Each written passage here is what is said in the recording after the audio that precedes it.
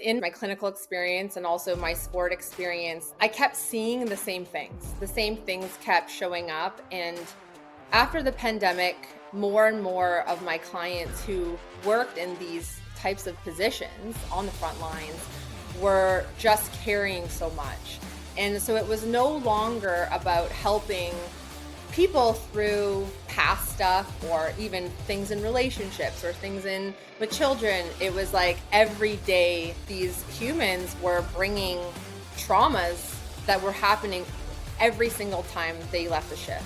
And I just felt there's got to be a better way to service them and to be in support of them. And I think the world watched and the world cheered for all of these people during the pandemic. And that was so beautiful. But as soon as the world opened up and as soon as life went back to normal, the cheering stopped. And they continued to hold all of that for us. This is the Entrepreneurs United podcast with your hosts, John St. Pierre and Rich Hoffman. Today, we're sitting down with a special guest, a fellow Canadian, Kalin. She's the founder of Shift Change. Kara, thanks for joining us today. Thanks for having me. Excited to have this conversation with you. We may prepare our audience and co-host Rich as well as we begin the conversation. Let me read a couple of things from your newly founded company, Shift Change.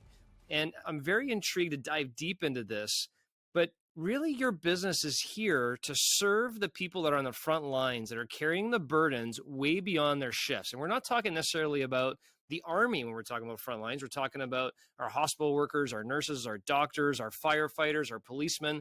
All these people are out there, and I'm really connected to your why. And I just want to read that, if I may. You feel that our protectors deserve better and that we have a responsibility to do better in supporting them. And your mission at Shift Change, your why, and Simon Sinek start with why, is it's your mission to develop a support system so responsive that it becomes a haven for our protectors. I need to ask you this as my first question. I understand what the why is of Shift Change. What is your why for Shift Change yourself? Why does this company have to exist?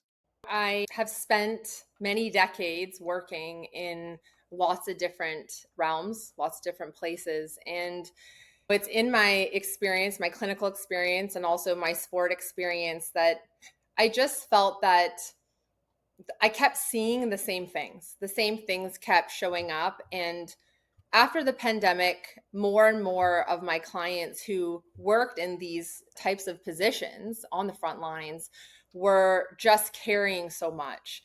And so it was no longer about helping people through past stuff or even things in relationships or things in with children. It was like every day these humans were bringing traumas that were happening every single time they left a shift. And I just felt like there's got to be a better way to service them and to be in support of them. I think the world watched and the world cheered for all of these people during the pandemic. And that was so beautiful. But as soon as the world opened up and as soon as life went back to normal, the cheering stopped. And they continued to hold all of that for us. And free parking no longer exists. The applause in our province, we used to applause at a certain time for all of our people that were working, and that stopped. And so in all of that, you could just start to see the repercussions of that and ultimately the burdens that were going home. So then it was their families that were being impacted without us even knowing that, because everyone was so eager to get back to life. Is Shift Change exclusively around the first responder side of the working community, or is it more global than that? I think when I had the idea for this business, it felt massive. That's how come I reached out to John, because I kept sitting with, where do I start? Who do I start with? How do I help? And every time I'd sit down and start to brainstorm, I had this poster board with sticky notes, and it was endless. It really was endless. There was no wrong place to go. You could take it into sport, you could take it into schools, you can take it into businesses. There's no person that this couldn't serve. I had to start somewhere. And we made a decision to really find a place to narrow it in on and start there and just see what happens, that anything's possible of where it can go. And you mentioned people leaving their work with trauma. I'm assuming that's not exclusive to those whose work is working in trauma, that people are leaving with trauma from the workplace. Can you give an example of that, either from your personal life or someone who you've worked with, that can add a little bit of color to what trauma an example is of what you're referencing there? A little background about me. I grew up as a high performance athlete. I was a synchronized swimmer and grew up in a pretty intense environment. After I was done competing as an athlete, I became a coach and spent a decade or more running a club and coaching with Team Canada. And one of the things that I learned from such a young age was to suck it up, push through, bear it. Like, we're not weak. We can pull ourselves up by our bootstraps. And so my life operated in that kind of a way. And every time I would go through something really difficult, people would pat me on my back, tell me how strong I was. And that kind of reinforced this idea that that's how I have to be. And in 2019, I got pregnant with twins, and that pregnancy literally took me out. I was very ill, and there was no amount of what we call in my profession dissociating that you could possibly do to survive what I was in. And that was really what catapulted me to do my training in EMDR. And it wasn't because I had thought that I was going to be working in the field of trauma, but it's because I knew that throughout my career up until that point, when I experienced hard things, I would go and tap it out and I would be fine. So I'd go in to see my EMDR therapist. I'd bring my big thing. We would do a session. I'd go back out into the world and keep going. And then when I was pregnant, I read this quote by Peter Levine. And his quote says that trauma is not the event that happens to us, but it's what our body holds inside in the absence of an empathetic witness. And when I read that, it was this mind-blowing moment because, first of all, in my life of pushing through and bearing all, I never ever asked for help. I never even knew how to ask for help because to me, asking for help was weak. It meant that I wasn't strong enough and I couldn't do it. So I wasn't going to do that. As I started to learn more and I started to do the training in EMDR, I started to see this is all repressed emotions, repressed feelings, and all things that I was taught at such a young age to do. I wore that as a badge of honor, and I didn't realize the impact that it was having in my life. You mentioned EMDR a couple of times. I'm not familiar with that acronym. Okay. So it's eye movement, desensitization, and reprocessing. And so basically what that is that we know that trauma, when we experience it, can get stuck in the right hemisphere of the brain. Now, there's way more technical ways of explaining this, but this is how I explain it to my clients.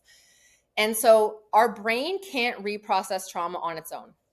Okay. And so it needs some type of support, somatic support, in order to help bring this trauma that's stuck here to the left side of the brain. So EMDR uses eye movement, and it's not like you're sitting here and your eyes are moving in some kind of weird way. We use something called kinesthetic tapping as one form of bilateral stimulation, and that moves the eyes from right to left. And so what that does is it helps the brain to make sense of what's happened. So for me, when I did my training, we had to practice on a partner. And I came to my practice session and I said something this simple. I want to know why I am so defensive with my husband. That was my question. Tell me why I'm so defensive with my husband. And it took me back to an 11-year-old sport trauma that I experienced as a young girl. And if you asked me at that moment if that experience was still impacting my life, I would say no, because my mom hired a sports psychologist, a man by the name of Hap Davis, amazing man, worked with the Calgary Flames.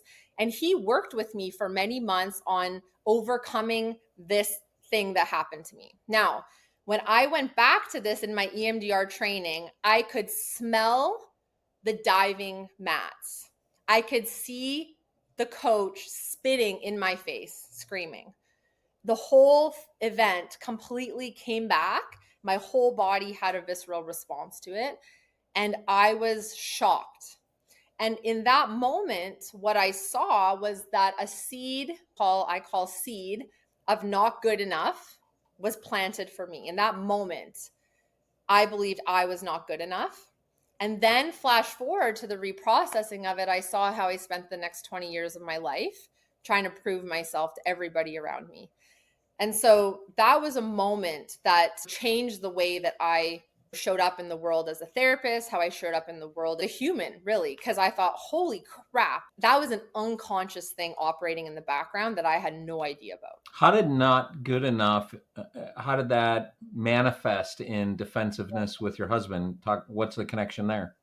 Because anytime that button got triggered, maybe you didn't load the dishwasher properly, or maybe you didn't put this thing properly. It was so small. And my body would just have these visceral responses. Anytime, it wasn't in all realms. If it was a mentor of mine, because I look back and I think I actually am somebody that was really good at getting feedback when I was learning as a coach. I really wanted to be better. And so there were certain mentors that I had in my life. They could tell me straight up, Kara, this or that, and I could hear it. But I think when it got really close to people that loved you and cared about me, it was too painful to feel like measuring up. And it was unconscious. It wasn't like I was thinking, oh, he doesn't think loading the dishwasher. That seems so stupid. But my body was having these unconscious responses to it without me even knowing. So, Rich, as I learned about EMDR from Kara and some of our conversations, here's the visual that really, I get it. It was like my aha moment. I just want to share that with you and our listeners in case it's helpful. Think about being a police officer, an EMT, ambulance, a tow truck driver, a person who cleans the glass off the highway. When there's a bus that gets in an accident, 10 kids die and they're thrown all over the road. And you're the one that has to go there and pick them up, take pictures, care for those that are wounded, see parents arriving and crying, and then your shift is over. And now you got to go to the soccer field because your 5-year-old has a soccer game and coach the little soccer team. Tell me how that works. Think about that for a second. Think about that visual situation. It happens every day. And I gave a drastic example, but it could just be somebody dying in a hospital bed, a kid with cancer getting treatment, the fire that took someone's all their belongings in their house, but then they got to shift change and just go be a normal person and go happy hour and have a good time. Think about that, right? And so, Kara, I guess my question to you is, when that aha moment happened for me, I was like, oh my goodness, this is big. But how do people do that prior to shift change, prior to really EMDR? How would people process that above and beyond, like they don't, right? So they, what are the repercussions if they don't process it or reprocess it? What are other ways they have been doing it, and why are those efficient or not efficient? And why is EMDR so different? Well, here's the thing is that when I was doing the training, and you have to give your client this thing called an MID, and it measures levels of dissociation. Okay. I didn't know what dissociation was. And what happened is that in order to treat people with high levels of dissociation, you have to have advanced training. So here I am, I'm certified, I'm out in the world in my private practice. I got this thing, let's go. And I start sending this to existing clients and new clients coming in. Guess what keeps happening? And because of what I've done in the world, I attract a lot of high performing people. They see that, oh, she's been with Team Canada, she's been a coach, they see that. And so those are the clients that are coming to me. And guess what? So many clients, MID scores are coming back highly dissociative. And now I'm like, holy crap, what am I supposed to do now? What we think is dissociative is people that are in hospitals. And the truth is that there are so many of us, I was one of them, walking around dissociating. And so this is the thing that we learn, is that the brain is designed to keep us safe. That's its function. And when something stressful or traumatic happens, our brain goes, nope, that's not safe. Don't think about it. And it'll detour you. And it detours you to think about something else. You want to know why there's increase in substance misuse, why Amazon went crazy during COVID, because everybody was dissociating and online shopping, all of the things. And you go to the online pornography use, the list is extensive. And so what happens is that humans experience these really traumatic or stressful things, and the brain goes, don't think about it, don't go there, put it away, bury it, do something else, don't focus on it. But guess what? In my experience, and this happened to me personally, is that there is always a combustion point. So if you think about a pot on the stove and that water is boiling and it's starting to really get aggressive, and you just go, oh yeah, I'm not going to pay attention to that, I'm going to put a lid on it. What happens? At some point, either the lid goes off, or at some point the water completely goes and the whole thing's burnt, right? So then we wonder why people are experiencing burnout. A human's body cannot sustain the repression anymore, and that's what will happen. So, for example, one way to do this is once a week, I go sit down on a couch and I talk with a therapist. That's what I see on TV. I'm watching Suits right now, and I see that in every episode, right? There's that situation where you're sitting down with your therapist and you're having this conversation. You're laying down on the couch. You're talking about what happened. The therapist is asking you questions and you talk it out. That's one way that I know that people can deal with trauma or small T trauma. How does that differ from EMDR as an example? And why is it, why do you choose EMDR versus any other form of therapy? So when a trauma is stuck in the brain and we talk about it, it lights up the neural network of that part of the brain. So it starts going like this. So when we talk about stressful or traumatic events, we can actually re-traumatize ourselves in just talking about it. So imagine you have experienced a trauma, you've been traumatized, you're out in the middle of the ocean, you're barely surviving, you're drowning actually. And instead of someone coming to you with a boat and throwing you a life preserver, they're looking at you and they start hammering you with questions. Tell me, how did you get out in the middle of this ocean? What did you do to get out here? And how long have you been out here? And they're just going, and you're drowning. And they're like, oh man. And you know what most people believe?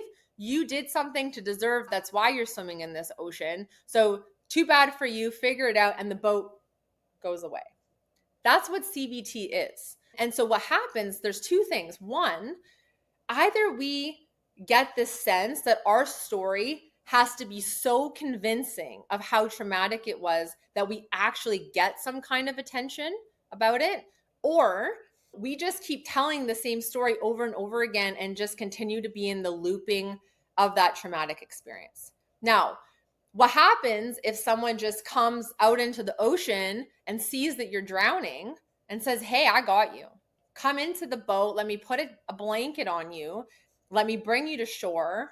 And we're just going to stabilize you now. We're just going to offer some stabilization. We don't need to hear your story. It doesn't matter. You're drowning. That's it. And so with EMDR, you just need the headline of what's happened. I'm drowning. That's it. How distressing is drowning to you? It's a 10. I thought I was going under. I thought that was the end of it. Okay. And then you start reprocessing. What happens is as you're reprocessing, your body is desensitizing the experience. So if I sat for an hour with a therapist and told them my story of drowning, my level of distress is going to continue to stay high because the brain's still traumatized. Right? And so although sometimes people are better to talk about it, the truth is the brain is going to keep looping the experience until it can be reprocessed. And so you could spend years. So lots of times people go, well, therapy doesn't work. Didn't really feel better. Didn't really help me. It's, yeah, can't if you understand how the brain works. So therapy then is the re-experience of trauma until that trauma can get reframed which can be a lengthy process, or potentially it doesn't get reframed and people declare it's not helpful, where the EMDR therapy is not necessary. It's almost bypassing the reframing part of it to do what? To me, when I watch people reprocess, they are able to access their own wisdom. So when these experiences happen to us, the other critical part of it is that when we experience a trauma, so for me, when I was 11 and I experienced that trauma, and that seed of not good enough got planted, that experience and that seed were connected. When you reprocess that and desensitize the not good enough, your brain starts to, it automatically plays out the scenario. Eventually you get to the place where you can see, actually, that had nothing to do with me.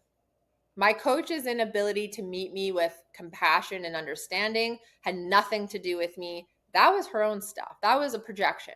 Now, if I sat in therapy and told somebody that, they'd be like, I don't believe you. It's not possible, because their body's still having this experience of it. But once you desensitize that, you're able to create space from, and once you can create space and your body doesn't have that charge to it, then you get to install positive cognition, which is, I am good enough. That experience had nothing to do with who I am as a person. Yes, it happened. Yes, it was really crappy, but okay, I am good enough. And then when this was the wild thing for me, when I got to reprocess and have that installation of I am good enough, who am I in the world if I don't need everyone to validate me now? That was wild. That was a 2-year journey of me unlearning and finding out who I am, what I wanted to do, and how to be in the world in a different kind of a way. Because now I wasn't looking for external validation. Now I wasn't taking on people's stuff as my own. I was able to go, oh, that's not mine. Oh, that's not mine. Or yes, here's where I can take responsibility. So it creates this separation. Current real day scenario. My Yeah. mother passed away in January last year. My father is continuing to struggle with it. He just sent a text message to my wife 2 days ago saying he looked in the closet downstairs where my wife went over and cleaned the closet out and put a lot of my mom's clothing in that closet. And he said he went to the closet downstairs and immediately got depressed and said, hey, can you come over and clean that closet out? I know that my dad's philosophy is staying strong is to not hurt or show pain or show fear. And he told me, I think a couple days before that, hey, I just broke down last night for the first time in a really long time. I don't know why I'm telling you. Just thought you should know where I'm at.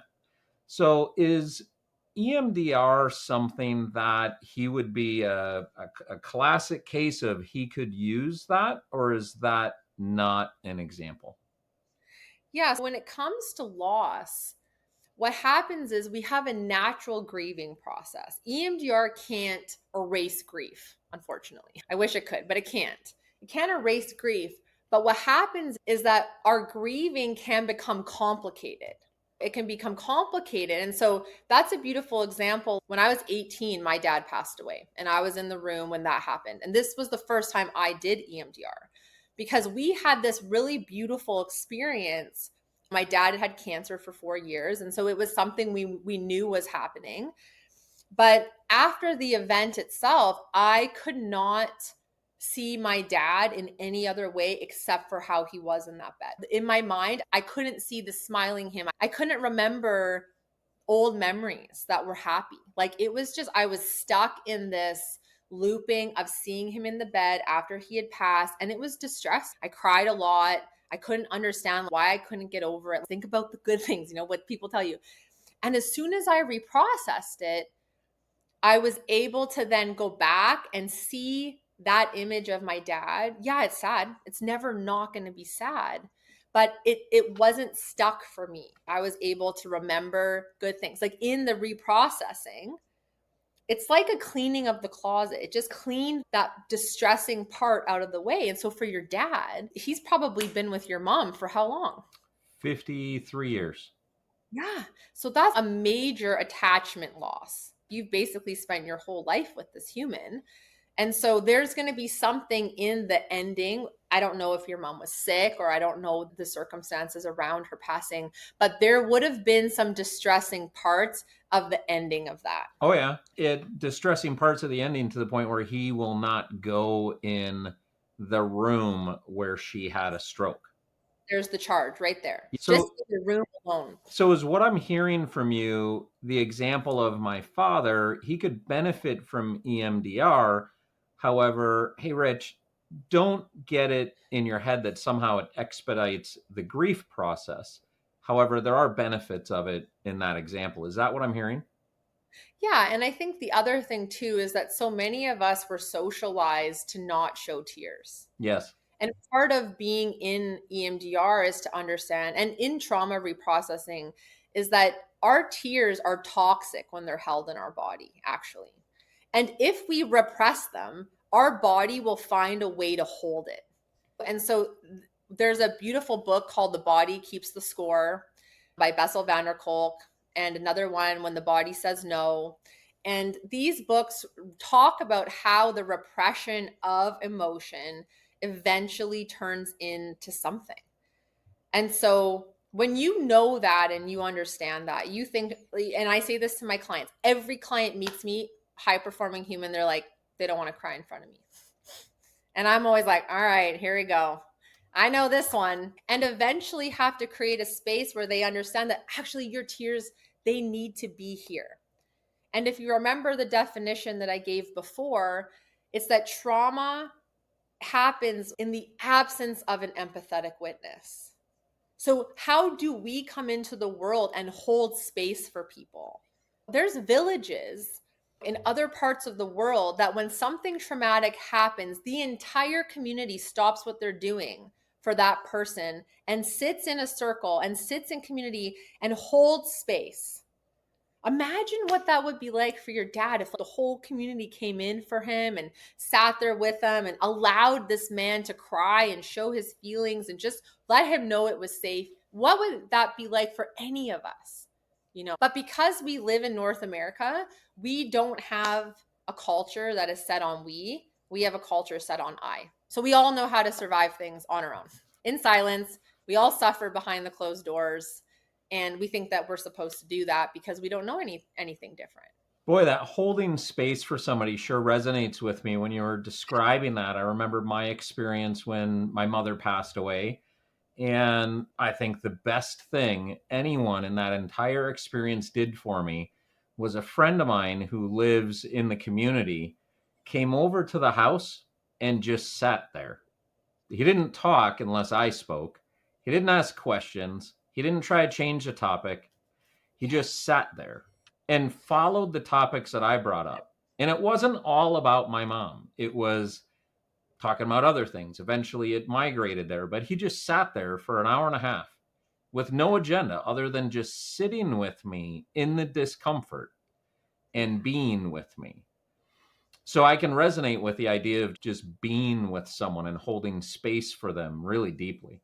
The EMDR, can that be self-administered, or does that require a practitioner? Or if someone wanted to experience that, what would they be experiencing? What does that look like? If I said, hey, I want to do EMDR, what am I doing? And do I have to do it with someone? Yeah, you do. We're not at a place yet where this is safely administered on your own. And the reason for that is that, so if we use me for an example, if I had started to tap, if I had started to do bilateral stimulation, why am I so defensive? And I start tapping. And all of a sudden, this trauma came up. Now, for me, when that trauma came up, I was completely destabilized. It was absolutely shocking for me at how I completely melted. And we had to go back into the teaching, into our group, and end the training. And I had to message my supervisor and say, like, I need you to help me get stabilized here. I can't stop crying. And I remember getting off, and she said to me, you need to go and this is something you're going to need to reprocess. It took me about 2 weeks. Now, this is different than what Shift Change is offering. So I think that this is important because if people have done EMDR, and I know lots of my friends, I've encouraged them to do EMDR. Most of my friends do. And then when I told them I was going to be doing EMDR in a group, they're like, you're crazy. I would never cry in front of people. And I'm like, that's weird. Why not? Isn't this so great? And they're like, no, I like this one-to-one thing. But so there's different interventions. So what I'm talking about with you and what I had to go and do was a one-to-one reprocessing, because that was a big thing for me. In the Shift Change, what we're offering is a low intensity intervention. Okay. And this protocol is called the Assist, and it is something that Dr. Nacho Ahiro has used in the US after mass shootings with hundreds of people in a gymnasium. Sitting on the ground. This is not, we're all sitting in fancy retreat centers. These are people sitting under trees doing reprocessing. There's nothing, they're just bringing them together. They know that, and the research tells us that if we can intervene after a stressful or traumatic experience within 90 days of experiencing it, the chances of it integrating into PTSD significantly decrease. So if we know that early intervention is critical and we can treat people with a low intensity intervention immediately after a distressful event, they will not have to get to the point that I got to where I was living with a trauma like that. So imagine that Shift Change was around. I experienced that thing at 11 years old, and my mom said, hey, I know what to do. We log into Shift Change and you're going to do 1 hour of reprocessing. That hour would have changed the trajectory of my life because it would have been cleared. And so the beautiful thing too, I think about my friends and a lot of the male clients that I work with, whether they're pro sport or in these firefighting and first responder positions, they've all said to me, Kara, anonymity is critical. And so in my mind, when I first started this and when I came to John, I was like, okay, we're all going to come and be in community. I'm going to bring healing. I want to be in collective spaces where people feel that empathetic witness. I want to find a way to create that in our culture. I want that for my kids. You know, like I didn't have that, but man, I got 4 kids and I wanted them to grow up in spaces where my boys feel safe to show who they are in the world. And I want my daughters to experience their men being able to do that. You talked about my first why in the beginning, and I didn't say that, but is my why. My kids, how I want them to be held and witnessed in the world is in this kind of a way, where someone's not, oh, you're weak for feeling that way. And my clients have been my greatest teachers.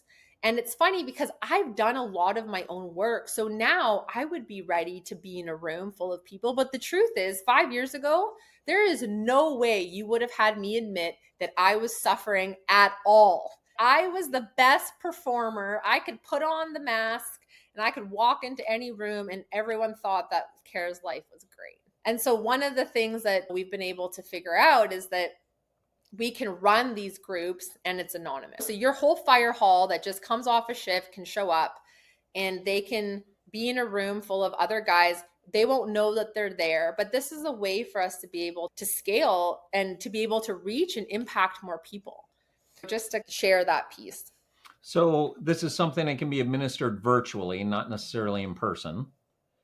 And virtually is how we're doing it, yeah. Okay, and you had said you log into Shift Change was an example that you gave, and do 1 hour of reprocessing. If somebody said, hey, that sounds good, yeah, I might want to log into something. What is that? If somebody's logging in, what are they logging into, and what happens next for the reprocessing process for them upon logging in? So it would be using Zoom. So everyone gets a link to join the session, just like we all did when we were doing virtual Pilates classes during the pandemic, right? You log in, and for now you have me. The big picture plan is it's not always going to be Kara. It's going to be lots of amazing humans in this umbrella.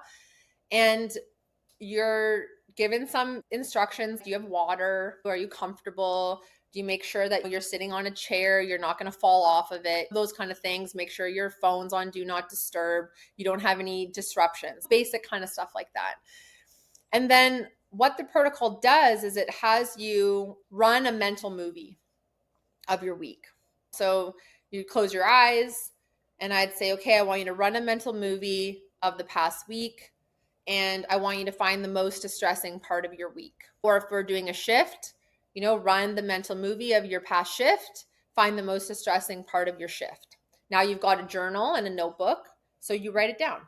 Most distressing part of my day was, this client who came into the hospital, blah, blah, blah, writes it down. Then you ask the client, how distressing was that on a scale of 0 to 10? 0 is neutral, 10 is the worst. They put a number and then they show you on the screen the number. So if it's 5 or it's 10, they show you. And where do you notice it in your body? And then they write it down. And then we say, okay, with your eyes closed, focus on the client coming into the hospital and you start tapping. And you tap until the body feels different. So, we're not timing it for everyone because everybody's nervous system is wired in a different kind of a way. And so you do that for repeated sets. Then if the target, we call it a target, so, the event that happened when the person came into the hospital, that kind of feels like a 0, like it's not distressing. I close my eyes. And so after every set, you're brought back to the same image. If you're doing it one-to-one with me, you're telling me what you're noticing, you're explaining it in detail, I'm taking notes about it, and we're doing it in that kind of a way. But when it's something that's just happened, you can just reprocess. And in an hour, it might be that one target. We might have time to do 3. So then once you've cleared that one thing, you might have time to close your eyes again and find the next distressing thing. And then you do it again.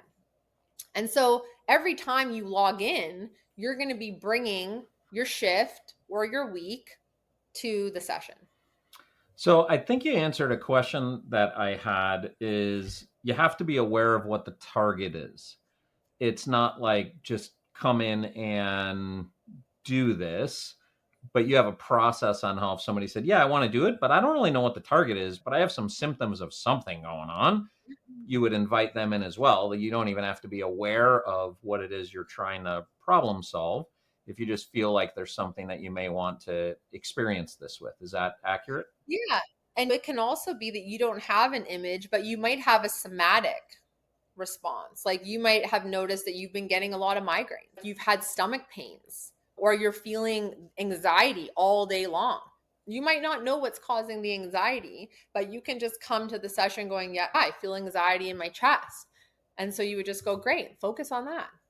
This is the thing about the brain. Yeah. The brain is the wisdom keeper. And so I always say to people that come, they're like, oh, I don't remember my childhood, or I don't remember these things, or I don't know. And I'm like, don't worry, because your brain does. It will always offer us something. And so last week, I was sharing with John that I had an opportunity to sit with some women who all just lost their job. The company went bankrupt. And it was totally unexpected. And my friend was a part of this business. And so all these women had come together. And so I said, okay, this was a stressful and shocking event. And so you might assume that all 25 women in the room are all experiencing this in the same way. They've all lost their job. But as I started to take them through the reprocessing, what happened, and I think this was what my friend who shared with me as a testimonial, Kara, every woman in that room, their most distressing part of getting the news was completely different. So even as an organization, if you're looking at a mass layoff like that, you're thinking, oh, this is traumatic because everyone's lost their job. Now they're probably thinking, what are they going to do? No, every single person brings into the room their own stuff, their life experiences, their childhood experiences, their family's experience. And so every single person is going to have a different distressing thing. And so what it allowed my friend to see is that everybody's source of shock was so different. So, Kara, I want to bring this to entrepreneurs that are leading companies. And I want to provide a couple of just small examples, but then ask the question, customer service centers. Unfortunately, I apologize to all of them. There's been probably a few moments in my past where I'm calling the phone company and not too happy with what's going on with my bill or something like that. And there's somebody on the other side of that line that's trying to make me happy, but getting the business from me, as an example. How does this relate to people in your company, or maybe even you as the entrepreneur? Or you see yourself as a high performer. Let's relate that to a professional athlete that I know you work with professional athletes. Why do professional athletes want to sit down with an EMDR therapist like yourself on a weekly basis? How does that help them perform at an optimal rate when maybe they didn't have a big event that week? Maybe there was no big trauma happened that week. Why is that important for entrepreneurs? Like, why is this session so important for entrepreneurs to maybe I look think into? because all of us experience some kind of a block. That's why at January, when people set New Year's resolutions, and so many people can't hold on to them. By the time you're a professional athlete, you have figured out how to work the system. You figured out how to perform and how to show up and all of the, you're a small group of people who have figured out this thing. But guess what happens? You're on your team, you've got teammates, maybe you don't like them. Maybe you got teammates on your team that are super triggering. And with males, it's usually, oh, that guy's just there's a term for them. And you don't understand why that guy is so triggering for you. Guess what? All of us have childhood experiences with caregivers, with coaches, with teachers, where something has happened and created some kind of a trauma. I'm sorry, but nobody goes unscathed. Nobody's free of that. It's like, how do I keep showing up in the monotony of my job? Yes. And you know the thing I feel about for pro athletes, it's here's a group of people who have achieved the thing that everybody dreams of. They get put on this pedestal and they get paid all this money. So people think what? They think, suck it up. So what? You're being paid millions. Oh, you're not performing and it makes you feel bad, blah, blah, blah. And nobody has empathy. What is that? There's trauma. Now you think about all the sport media, even for me listening to all of the coverage of the media during our Canucks playing, I literally just couldn't hear it because these guys every day have to get up and train. Every day they have to get out there and perform. You know what happens at the end of the season? I can tell you what my athletes look like at the end of the season. Complete puddles. I used to have parent sessions to support the parents on how to keep showing up for their athletes because the athletes are so tired and you're still asking them to perform. Now you have that, and then our pro athletes are on airplanes and they're not sleeping in their own beds and they're eating restaurant. You know what I mean? Like there's so many variables that happen that I think we forget about them as human beings. We have this idea like they live this great life. Guess what? Yeah. So many of them are suffering in silence because this idea that we project that they're supposed to be fine and like hyper suck it up kind of thing. I haven't met any that aren't. And what happens when you're suffering in silence? So that's the one big thing is that there's big trauma, big T, and there's small t. And small t is everywhere in all of us. And so many entrepreneurs or leaders in companies go work 8, 10, 14, 16-hour days, completely stressed out on this project or trying to figure out how they're going to make payroll on Friday or about this employee they got to fire tomorrow that they love, but they don't know what to do. And they experience these small t trauma events continuously over and over again. And then they don't want to bring it home because that's going to bring down their kids and their spouse and keep it inside themselves. And it's a very lonely job. Being a company is a very lonely job. And if you don't reprocess this stuff, hold it in, it's going to create other symptoms that you're going to carry on as you move forward. So I see that as being a massive piece for entrepreneurs as much as it is for athletes. And God forbid you're in Toronto playing hockey as an example. Just the media is so tough and just it's just a very difficult thing as for us all humans to be with each other and give them the space to reprocess. And so I had never heard of EMDR therapy before. Rich, had you? So this was like a whole new world that opened. And Carrie, your mission to be there for first responders, first and foremost, as they're going through these moments for us, helping our families and our people and help being there for them to provide this is absolutely beautiful. And thank you for what you do. I know that you practice in Western Canada. How can people go learn more about shift change, EMDR therapy? And if they had any questions, Yeah, they the go. website is shiftchange.life, and an email as well, Kalin at shiftchange.life@gmail.com. And anything that you want to do, you just type into Google EMDR, but we have an overall body called EMDRIA. And so there's tons of information on the EMDRIA website, emdria.org, and have lots of videos and lots of information. There are a lot of humans out in the world doing EMDR, and it's so powerful. So I would just encourage everyone to learn more about it. Knowledge is power, right? Knowledge is power. Stay tuned as John and Rich unpack today's conversation. Rich, I'm curious as to, this is something you've never heard before. I had never heard of it before. And then you hear about how Kara explains it, the dramatic example that I gave about somebody having a tough shift and then going to the soccer game. How did this conversation hit you? Really, I think I'm highly aware of multiple small T's, if you will, between being picked last or second to last on the childhood playground to feeling excluded at times to my mother having had cancer at the age of 3 and having multiple surgeries and overnight visits and a whole bunch of stuff. I'm interested in potentially even personally working with Kara to experience what this is. She really described it well. I personally think it's something I could probably use. Yeah, where it hit me when I first talked to Kara about it was performance. It was, oh, this can optimize my performance, because in the back of my mind somewhere, when I'm going out on that hockey shift, or I'm going into the speaking, I'm going to speak at a conference as an entrepreneur, or I'm doing anything in my life, you always have these little imposter syndrome type of things, or maybe I'm not good enough, or maybe it's not going to be good enough, or maybe I'm not going to make the right play, or whatever it may be. These things are in our head. And this brain is such a powerful tool, and most of us don't know how to use it. If you go back to the John Mitchell episode, The Science of Success, most people don't really know how the brain actually works. And then when you think that the brain keeps the score, that book, Body keeps the score. Body keeps the score, excuse me. A Yeah. lot of that comes from the brain, right? Yeah. Because the brain is really what's trying to keep you safe. And so the body's showing all these different symptoms potentially.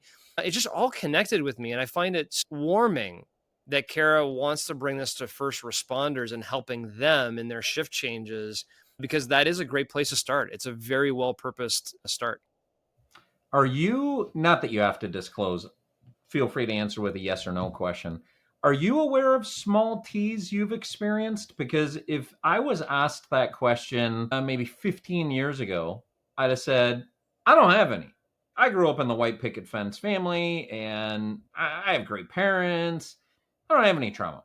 Over the last 15 years of me having self-discovery, I've become more aware of more of them. Are you aware of yours? Not enough. No, Yeah. I'm not aware enough. I think going back to my story is 5 years ago, I had a major traumatic event from a Yeah. business perspective, and it knocked me down. And prior to that event, everything's great, right? Let's go. Right. You know, I don't have any trauma. I don't need a coach. I got this thing figured out. Right? This is all good. And then bang, right? And then you sit down, then you do a lot of reflection. You start seeing some of your missing points. You start thinking through things a little bit differently.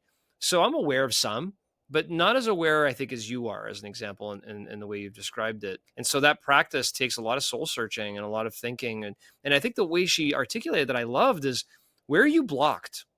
Like, what are some blockers you have? And it's in those blockers that I think you can discover them.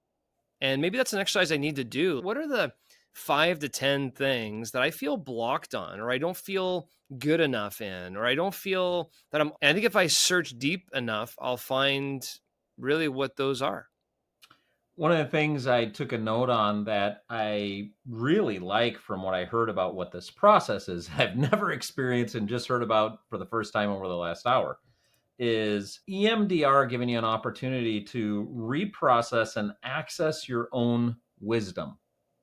That part of accessing your own wisdom, I often find when working with people and coaching them, or I find in myself, that cognitively we understand the truth of something that is impacting us, but it shouldn't. Oh, I'm thinking this way, but I know it's really not that. We have the wisdom and the opportunity that it sounds like EMDR provides is to re-experience the small t or big T.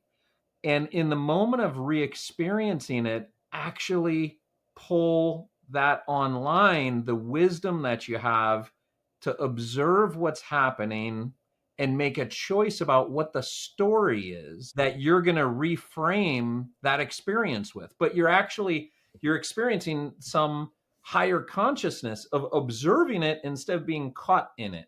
That's the part of it that's, ooh, I think I get it. That's fascinating to be able to reframe the picture, if you will, that originally, often as a child, we framed them in ways that served us as a child, but those same coping mechanisms shackle us as adults. Yes. And if you think about the alternative, Rich, if you experience a traumatic event, your boss just yelled at you. Okay, maybe that's not overly traumatic. Let's just say that happened.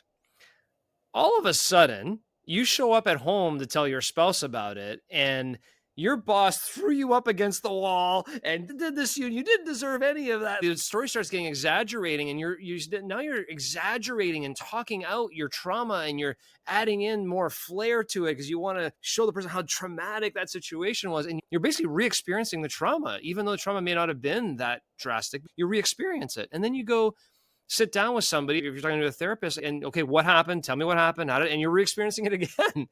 And the reality is, in the wisdom part you just talked about, we have to give ourselves a little more credit.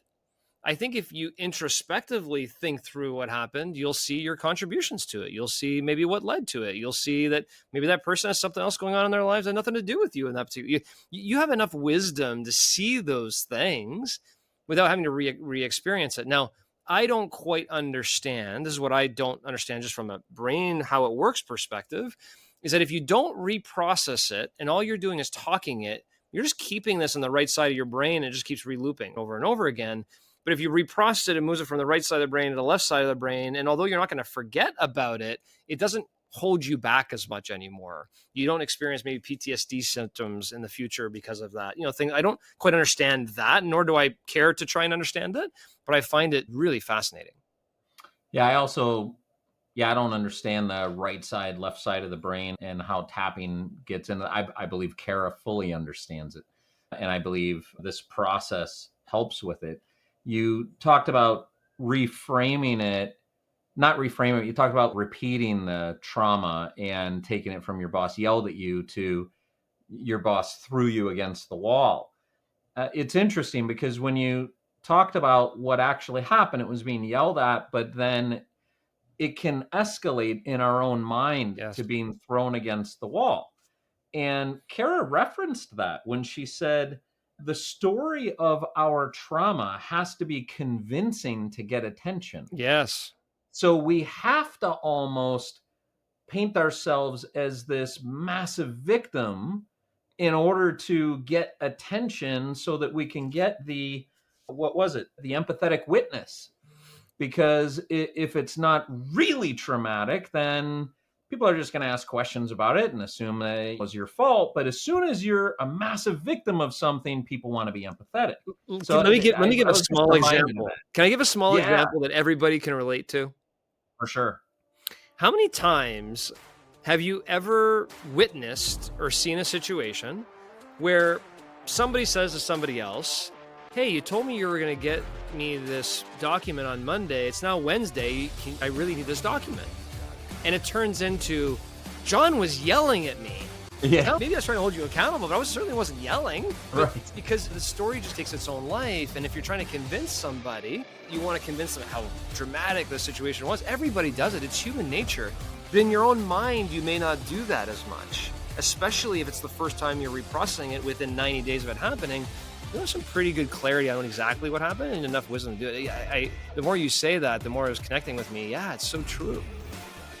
Yeah, I would say this is absolutely an episode worth re-listening to, and I'm going to do that myself.